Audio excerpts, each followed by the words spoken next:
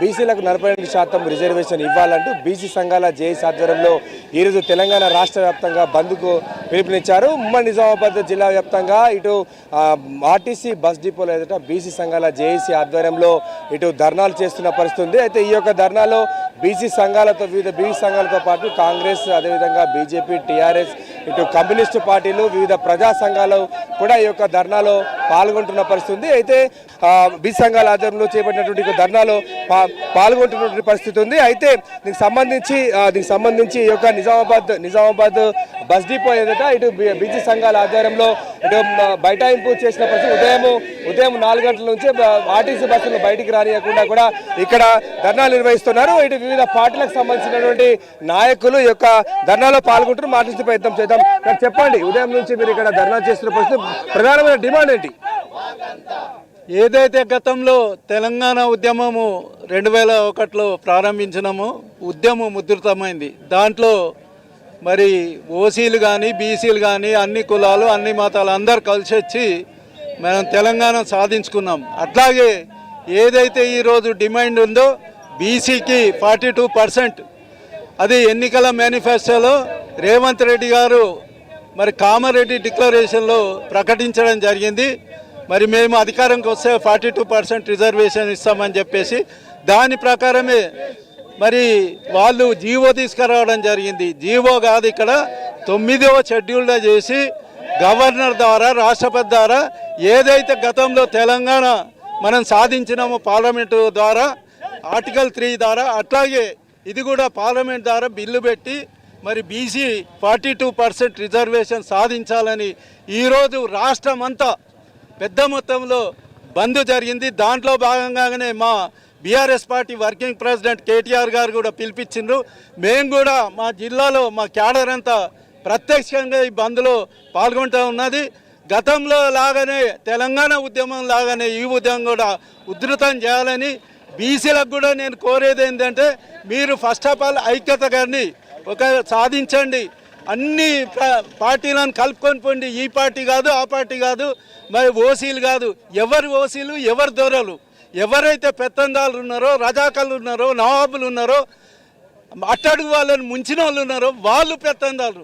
వెలుమలలో కూడా సామాన్యులు ఉన్నారు. కాబట్టి మనము అందరము ఒక తాటిపైకి వచ్చి 42% రిజర్వేషన్ బిల్లు ఆమోదమయ్యే వరకు కొట్లాడాలని సందర్భంగా మన జిల్లా జేఏసీ ఆధ్వర్యంలో లక్ష్మీనారాయణ ఆధ్వర్యంలో మేము ఖచ్చితంగా ముందుంటాము, ప్రత్యక్ష ఉద్యమంలో ముందుంటామని సందర్భం తెలియజేస్తూ ముగిస్తున్నాం. బీజేపీ రాష్ట్ర పార్టీ ఆదేశానుసారం మేము ఇలా బీసీ తరఫు నుంచి మేము బీజేపీ పార్టీ నుంచి సపోర్ట్ చేయడం జరుగుతుంది. తెలంగాణ బంద్లో బీజేపీ కీలక పాత్ర వహిస్తూ మేము ఏదైతే మొదటి నుంచి స్వతంత్రం వచ్చినప్పటి నుంచి కూడా ఇప్పటివరకు బీసీలకు అన్యాయం జరుగుతూనే ఉన్నది. దేశంలో కానీ రాష్ట్రంలో కానీ ఏదైతే బీసీలకు ఇవ్వాల్సినటువంటి రిజర్వేషన్ ఆనాడు ఎన్టీ రామారావు గారు 33% ఇవ్వడం జరిగింది.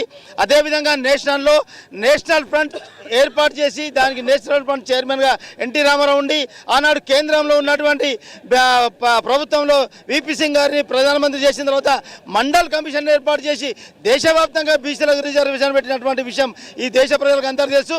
దాన్ని నీరుగార్చి ఆనాడు ఉన్నటువంటి అగ్రవర్ణాల కులాలు అగ్రవర్ణాల పార్టీలు బీసీలకు అన్యాయం చేస్తూ వచ్చింది.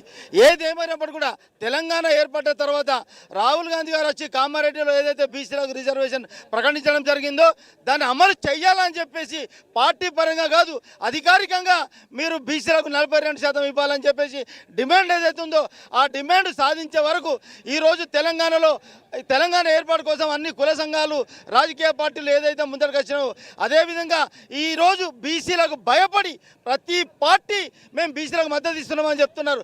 మద్దతు ఇవ్వడం కాదు, అసెంబ్లీలో కానీ పార్లమెంట్లో కానీ బీసీలకు రిజర్వేషన్ ఇవ్వాల్సిందిగా ఖచ్చితంగా పోరాటం చేయాల్సినటువంటి అవసరం ప్రతి పార్టీకి ఉంది. ఆ సాధించే వరకు మేము బీసీ జేఏసీగా ఉద్యమం చేస్తూ మాకు బీసీలకు రావాల్సిన 42% రిజర్వేషన్ సాధించే వరకు పోరాటం చేస్తామని సందర్భంగా తెలియజేస్తాం. ఇక్కడ మరికొంతమంది నాయకులు ఉన్నారు, మనం మాట్లాడించే ప్రయత్నం చేద్దాం. అయితే ఇక్కడ ఒక జేఏసీ చైర్మన్, బీసీ సంఘాల జేఏసీ చైర్మన్ లక్ష్మీనారాయణ ఉన్నారు, మాట్లాడించే ప్రయత్నం చేద్దాం. సార్ చెప్పండి, యొక్క బీసీ సంఘాల జేఏసీ ఆధ్వర్యంలో ఈరోజు పూర్తిగా బంద్లో పాల్గొంటున్న పరిస్థితి నిజామాబాద్ జిల్లాలో ఎట్లా ఉంది పరిస్థితి? ఏదైతే ఈ 42% మీద కోర్టులు వ్యతిరేకంగా తీర్పు ఇవ్వడం వల్ల మొత్తం బీసీ సామాజిక వర్గం అంతా ఏకమై మరి జేఏసీగా ఏర్పాటు చేయడం అయింది. ఆ జేఏసీ అనుసారంగానే నిజామాబాద్ జిల్లాలో కూడా జేఏసీ ఏర్పాటు చేయడం జరిగింది. ఆ జేఏసీ ఆధ్వర్యంలో పిలిపియడం జరిగింది. ఈరోజు బంద్ జరపాలనేది. ఈ బంద్కు ఏదైతే రాజకీయ పార్టీలు ఉన్నాయో ప్రతి పార్టీ తన వంతుగా మరి అదేవిధంగా కుల సంఘాలు కూడా ఇన్ని రోజులు పోరాటం చేసినాం, ఈ పోరాటం ముఖ్యత అని చెప్పేసి పెద్ద ఎత్తున అన్ని కులాలు ఏకంగా కదిలి రావడం జరిగింది. దీనికి సంబంధించి ఇటు కాంగ్రెస్ పార్టీ ఇచ్చినటువంటి ఒక హామీని అమలు చేయాలని చెప్పేసి చెప్తున్న పరిస్థితి. అయితే ఈ యొక్క ధర్నాలు తెలంగాణ జాగృతికి సంబంధించినటువంటి నాయకులు కూడా పాల్గొంటున్న పరిస్థితి. ఓవరాల్గా చూసుకున్నట్లయితే ఉమ్మడి నిజామాబాద్ జిల్లా వ్యాప్తంగా జిల్లా వ్యాప్తంగా బీసీ సంఘాల జేఏసీ ఆధ్వర్యంలో చేపట్టినటువంటి బంద్ అయితే ఏదైతే ఉందో బంద్ ప్రశాంతంగా కొనసాగుతుంది. కెమెరా పర్సన్ ప్రవీణ్తో రాజేష్, ప్రైమ్ న్యూస్, నిజామాబాద్ నుండి.